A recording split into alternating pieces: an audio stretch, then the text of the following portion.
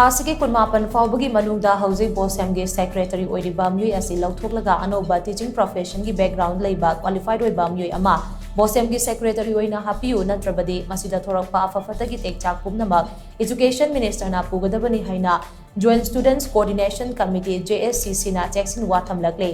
Hiramasiga mari lainana ngasi kwakaithada leiba MSFU office ta pangthokkiba paugi mifam amada JSCC spokesperson suoiriba suki president ningthozam dhanakumar na hai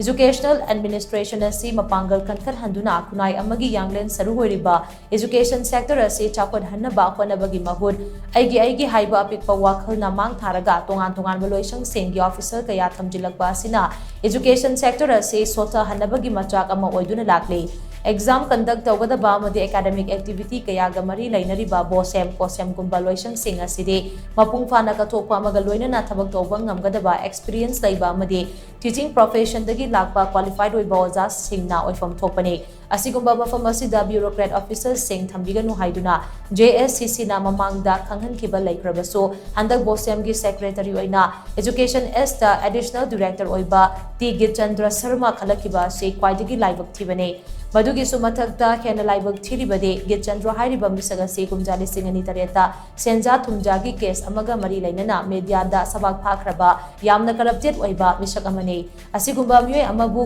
Bosem gumba senglaba loisang amada thamjilakpa asina Bosem laikha tarakpagi machak ama oirakani amaromda Bosem gumba exam conducting body natraga authority oiriba mafam asidadi one man one post ohenbiduna atopa department amataga share post ohen fam tokte pumnamak asigi tayon nabada education esta additional director ge fam pairiba meeoi amabo Bosem gi secretary oina hapchilakpa se yamna chumdaba aramba khongthang amani haina JSCC na lawi Hiramasiga mari lainana JSCC na Manipur ge chief minister education minister amadi education S ki commissioner da haukiba me tareta aiba chero pishin ki basu laikrabani adubu hiramasiga mari lainana education minister unana ba konabada ngasi fauba appointment pidana laithok leishin tawduna leiri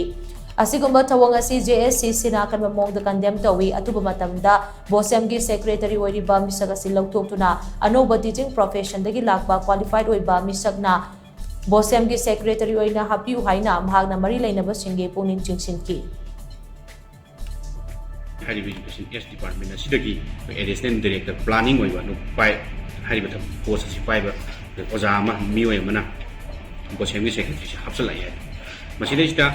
oina yamna ngaklibadi kam hariba meeoi asi Bosem gi secretary oiba khaktanatana masagi hanagi lerim leba education S ta additional director planning si so dum pai gani